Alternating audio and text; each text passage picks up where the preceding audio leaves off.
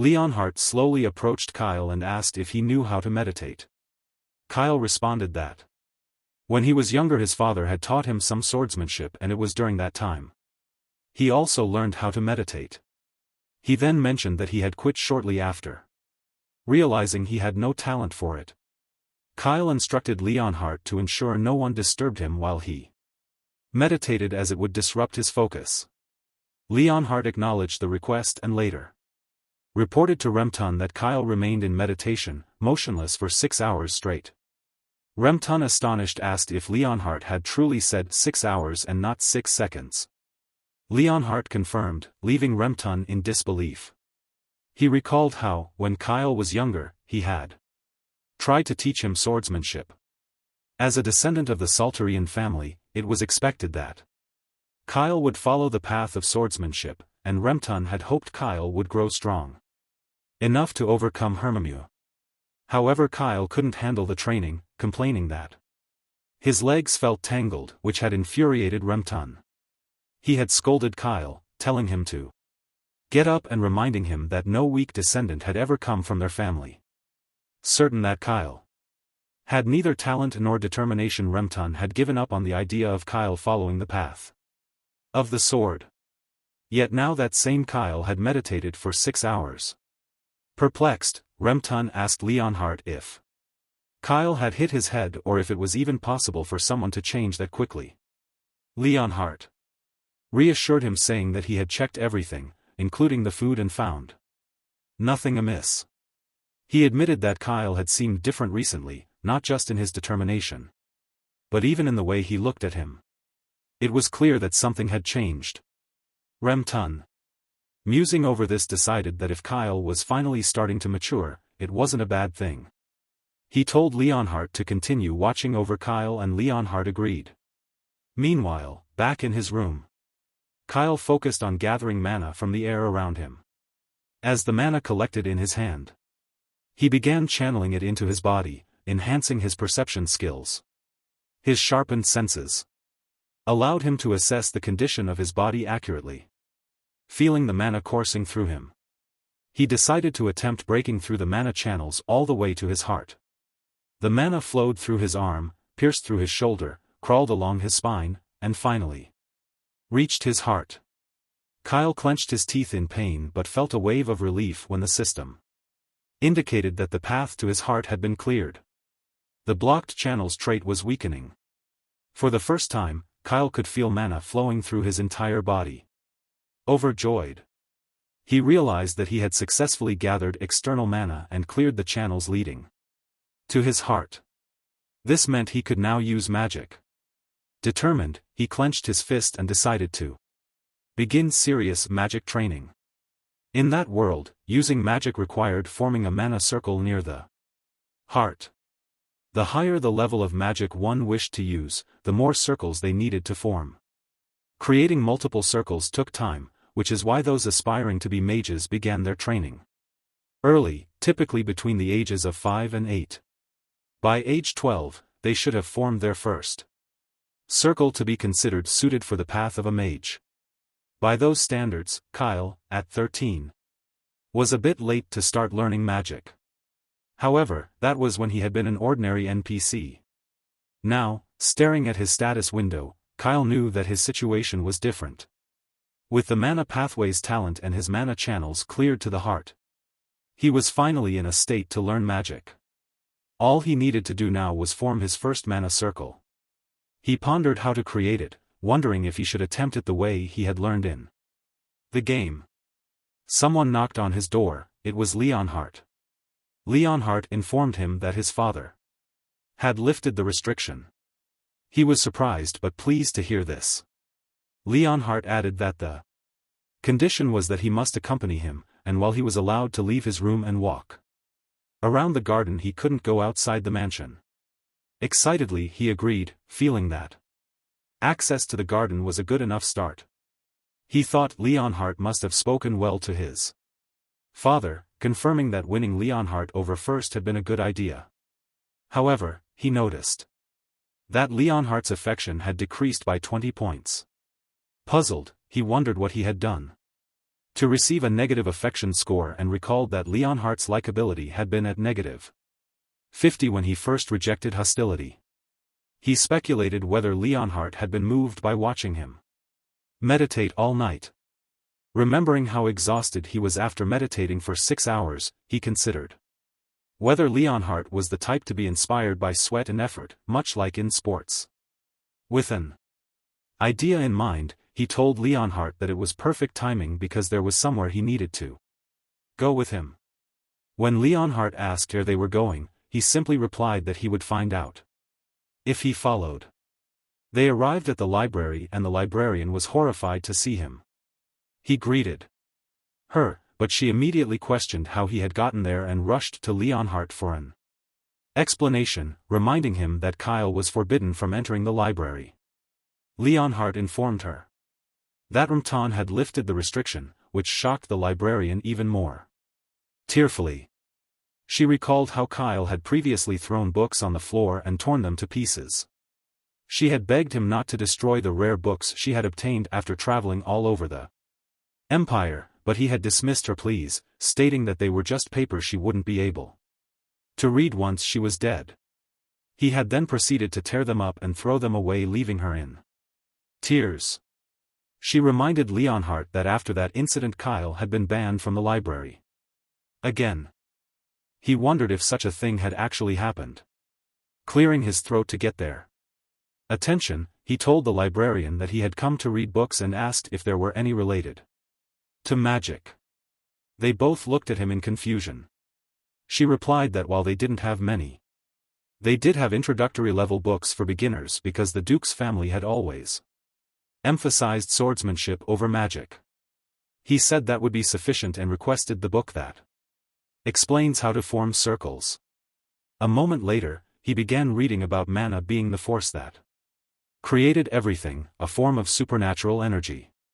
The text also mentioned that supernatural energy was a term defined by the scholar Joshua Alengren, associated with his birth story. Frustrated, he questioned whether this was truly an introductory book and why it was so complicated. Exhausted, he lay down, doubting that 7-year-olds could understand such material, and thinking it resembled a university thesis. He wondered if he really had to read all of it when, in a game, a status window would appear and the knowledge would be automatically learned. Suddenly, the status window showed that his insight skill was activated. Surprised, he watched as it began translating the low-level book's text. After the entire book was translated, a loading process appeared before him. When it reached 100%, the translation of Introductory Book 1 was complete. Amazed, he realized that the insight skill could also function as a translator. After glancing at the books next to him, Kyle decided there was no need to linger in the library any longer. He called out to the librarian, Alice, and instructed her to bring him more introductory books on circle formation, informing her that he would be borrowing all of them. Back in his room, Leonard placed the books on the table and reported that this was the last batch, all the books Kyle had requested.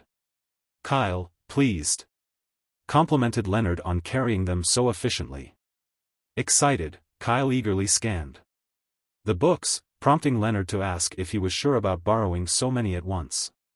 Confused, Kyle asked Leonard what he meant. Leonard explained that the librarian, Alice, had been very concerned. She had begged him to ensure the safe return of the borrowed books, as they were rare volumes, irreplaceable even if she sold her entire estate.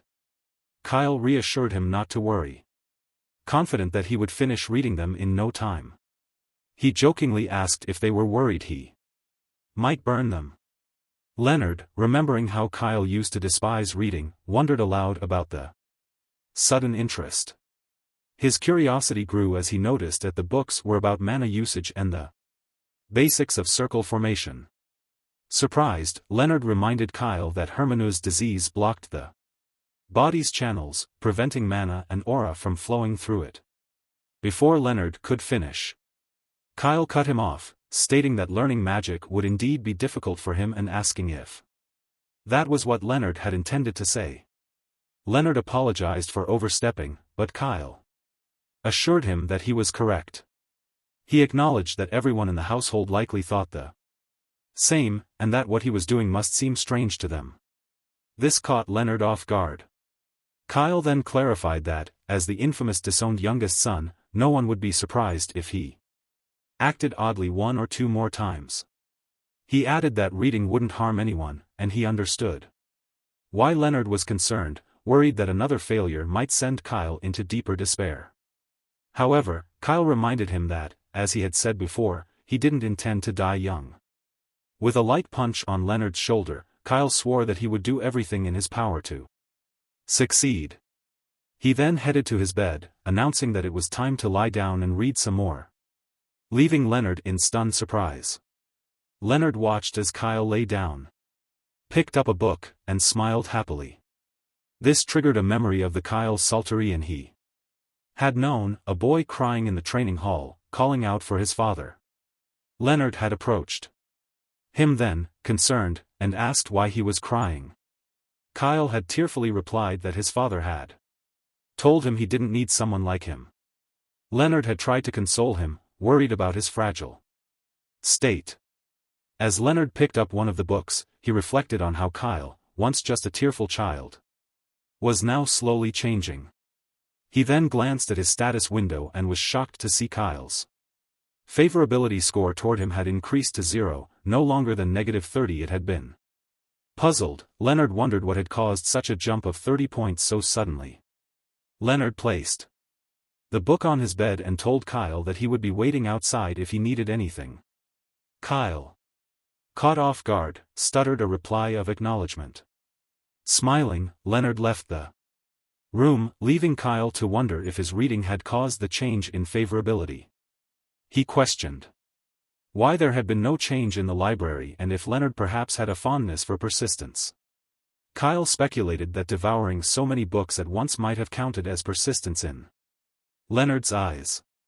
With a quiet laugh, he concluded that Leonard was indeed a strange guy. While Leonard, outside his room, walked away smiling. Once Leonard was gone, Kyle felt a wave of relief. Finally, he was alone. Surrounded by the books, he sat down and decided it was time to really dive into his studies. Activating his insight, he began decoding the text in the books. To his amazement, all the books started translating and processing at an incredible speed. He noticed that insight worked dozens of times faster than normal reading, with even the most difficult parts of the text being stored as easily understandable data. The system then notified him that the principles of circle formation had been digitized and saved. His understanding had increased and all the books in his vicinity had been. Excited by the speed and ease of the process, Kyle clicked on the principles of circle formation to move to the next step, forming a circle using the decoded data. The system confirmed that he had understood the principles of circle formation and met the minimum requirements to form his first circle. As he stared at the golden circle in front of him, Kyle knew that by directing mana along the golden path, he could form the circle, pushing the golden path toward his heart. He commanded it to move inside him. The force of the golden path entering his body caused the book's data around him to fly, and the system showed that the mana was following the path within him. He felt a sharp pain in his chest like his heart was burning, yet he knew he had to endure, or else the mana would backfire and damage his organs. The magic circle began to form in his heart as he pushed through the pain, constantly telling himself to hold on for just a little longer.